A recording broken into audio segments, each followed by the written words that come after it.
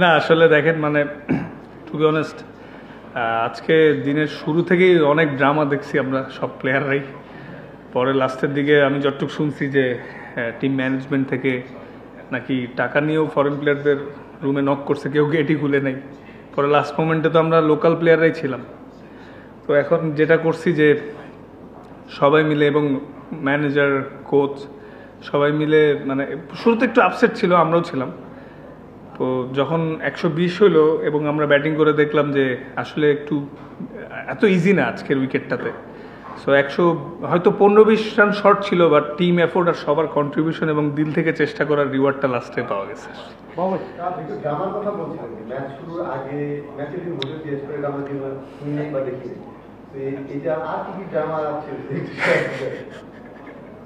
না আমার লাইফেও নতুন একটা এক্সপিরিয়েন্স ছিল যে ম্যাচের দিন মানে আমি যতটুকু শুনছি যে আমাদের নাকি বুকিং দেওয়া ছিল শেরাটনে, তো পরে ওয়েস্টিনে ছিল।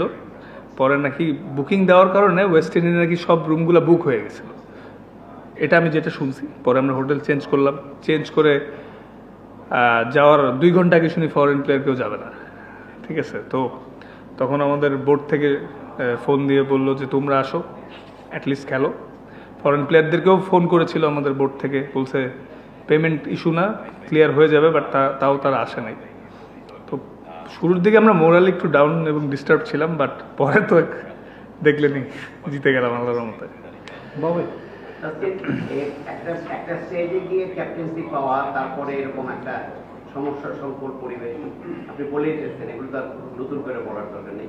এরকম একটা অবস্থায় একটা টিমকে মোটিভেটেড করা এবং মোটামুটি এখন অনেকটা মানে কি বলবো ওয়ার্ল্ড অফ সুপার ফোর, এই পুরো ব্যাপারটা অ্যাজ এ ক্যাপ্টেন আপনি এটাকে খুব চ্যালেঞ্জিং ছিল না, আপনি এনজয় করেন? না আমি আসলে প্রত্যেকটা মোমেন্ট এনজয় করার চেষ্টা করেছি, কারণ দেখেন আসলে এনজয় করা ছাড়া তো ওয়ে নাই, যেহেতু ক্রিকেটই আমার ব্রেড অ্যান্ড বাটার আর প্যাশন। হ্যাঁ, তো মাঠে আমরা এনজয় করছি সবাই। হয়তো আমাদের লোকাল প্লেয়ারও কিন্তু তেমন বিগ নেমস নাই, 2-3 জন ছাড়া ফরেন প্লেয়াররা খেলে নাই। সো আমরা সবাই বলছি লেটস ট্রাই। সবাই অনেক পজিটিভ ছিল, আমি এনজয় করছি প্রত্যেকটা মুহূর্তে এবং সাহস করে করে চেঞ্জ করছি এবং যেই যখন বোলিং আসছে সাপোর্ট করার ট্রাই করছি যে আমাদের হারানোর তেমন কিছু নাই, বাট আমরা আমাদের সেরাটা দিয়ে দেখতে পারি শেষ পর্যন্ত কি হয়, এবং পরে লাস্টে আমাদের পরে রেজাল্ট আসছে, এনজয় করেছি।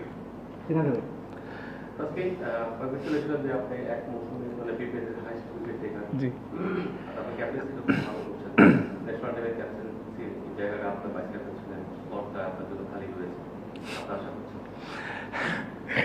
তো দেরি আছে এখন, আসলে আরো কালকে একটা ম্যাচ আছে, প্রসেসেই থাকি। যদি যখন সময় হবে সব কিছু সময়ের সাথে সাথে হবে। তকদির বলেও কিছু জিনিস আছে, সামনে অনেক ক্রিকেট খেলা আছে।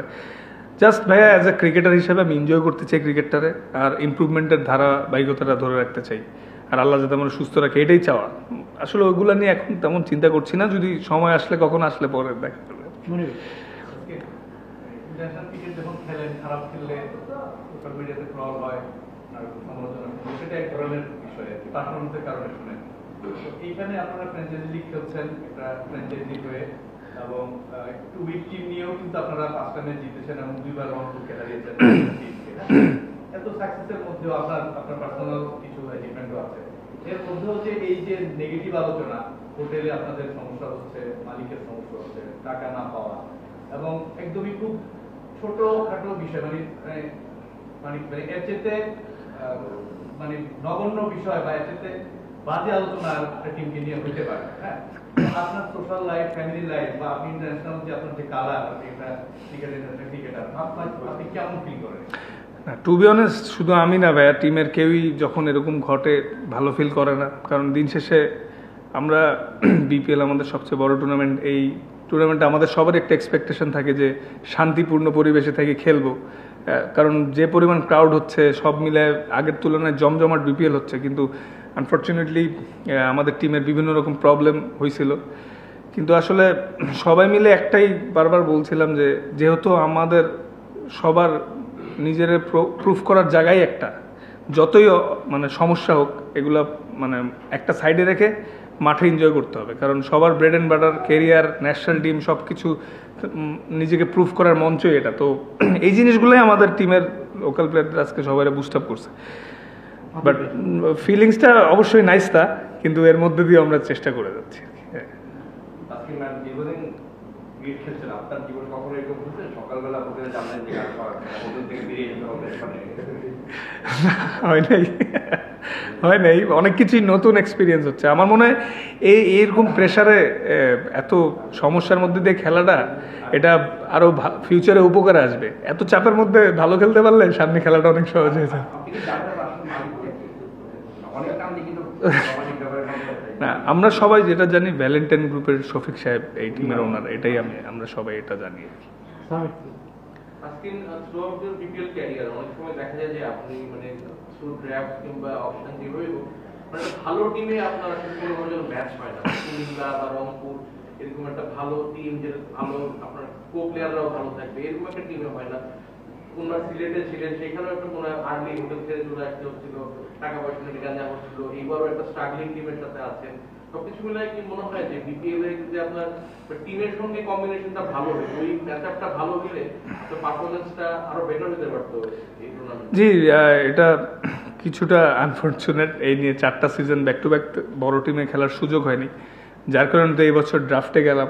ড্রাফটেই ফার্স্ট পিকই আছে আমাকে পিক করে। তো এখন আসলে যেহেতু আর কয়েকটা ম্যাচ আছে, এগুলো এনজয় করতে চাচ্ছি।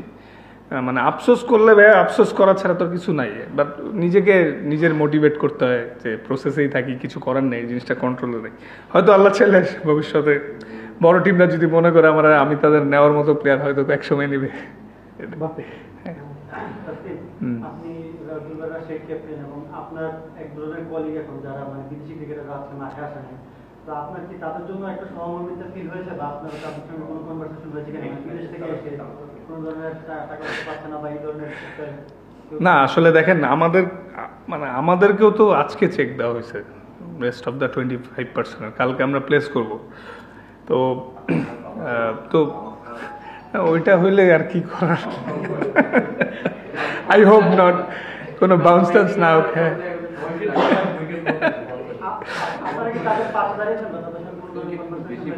না, এই উইকেটের মতো বাউন্স করলে চেক প্রবলেম আছে। আই হোপ এমন করবে না। ঠিক আছে, ইনশাল্লাহ আমরা সবাই পাবো। তো না, আসলে ভাইয়া দেখেন, মানে খারাপ তো লাগছিল ফরেন প্লেয়ার নিয়ে খেলতে চাই। পরে লাস্টে বোর্ডে আমরা রিকোয়েস্ট করছি যে আমাদেরকে লোকাল প্লেয়ার নিয়ে খেলতে দেওয়ার সুযোগ হোক, কারণ এখানে আমাদেরও তো ক্যারিয়ারের বিষয়। পরে বোর্ড অ্যাগ্রি করছে, বাট জিনিসটা আমাদের জন্য সুখকর ছিল না শুরুতে। বাট পরে ম্যাচটা জিতাতে একটু স্বস্তি পাওয়া গেল। পরের ম্যাচটা কালকে মানে পরের ম্যাচে আপনাদের ফরেন ক্রিকেটারদের নিয়ে নামার কোনো ভাবনা আছে কিনা, বা এই দেশি ক্রিকেট? ভাই আসলে তো এখনো হোটেলে যাইনি, তো আই হোপ ম্যানেজমেন্ট যদি তাদেরকে পে করতে পারে এবং তারা যদি আসলে তো আমাদের দলের জন্য ভালো হবে। আরো চাবো ডেফিনেটলি ওরা আসুক আমাদের, মানে অ্যাটলিস্ট 2-3 জন ফরেন প্লেয়ার হইলেও টিমটা আরো স্ট্রং হবে। বাট এটা আসলে এখন বলতে পারছি না, যেহেতু হোটেলে যাই না। ম্যানেজমেন্টরা যদি ওদের পে করে দেন, ওরা আসতেও পারে। হ্যাঁ, শেরাটন যাই ভাই। হ্যাঁ, আপনাদের পেমেন্টের যে বিষয়টা, আমি যতটুকু শুনেছি যে বিসিবি একটা আশ্বস্ত করেছে যে দে উইল পে। হ্যাঁ হ্যাঁ হ্যাঁ হ্যাঁ, বিসিবি এটা উইল পে, এবং আপনাদের আপনারা এখানে মাঠে আসছেন খেলতে। জি জি জি জি 65 লাখ টাকার একটা চেক তাদের হাতে জমাও আছে, যদিও সেটা ক্যাশ হবে কি হবে সেটা পরের কথা। বাট এই অ্যাসুরেন্সটা আপনাদের জন্য অনেক বেশি স্বস্তির কি? জি জি, আসলে সবাই যখন আমরা অনেক ওয়ারিড ছিলাম, তখন ফারুক স্যার ফোন করে আমাদেরকে এটা মানে ইনশিওর করেছে যে টাকা পাইতে দেরি হলেও কোনো প্রবলেম নাই, ক্রিকেট বোর্ড পে করবে, তোমরা সবাই মন দিয়ে খেলো। এটাই, তারপর আমরা একটু স্বস্তি পাইছি। যেটা বলেন প্রথম দিকেই বলছেন যে টাকা নিয়ে দরজায় ঘোরা ছিল, এই বিষয়টা একটু ক্লিয়ার করবেন? এটা আমি শুনেছি ম্যাচ শেষে যে ম্যানেজারকে বলা হয়েছে যে লাস্টে পয়সা নিয়েও নাকি ওদের নক করেছে, ওরা গেটই খুলে নেয়। ওরা ভাবছে যে এমনি রিকোয়েস্ট করতে আসছিল। ক্যাপ্টেন হিসেবে তো আপনার সাথে হয়তো আমি গেছিলাম, পরে ওরা বললো যে লুক, মানে টাকা না দিলে আমরা যাবো না। বললাম ঠিক আছে, ইয়োর কল। আমি আর কি বলবো, আমিও তো প্লেয়ার। Thank you.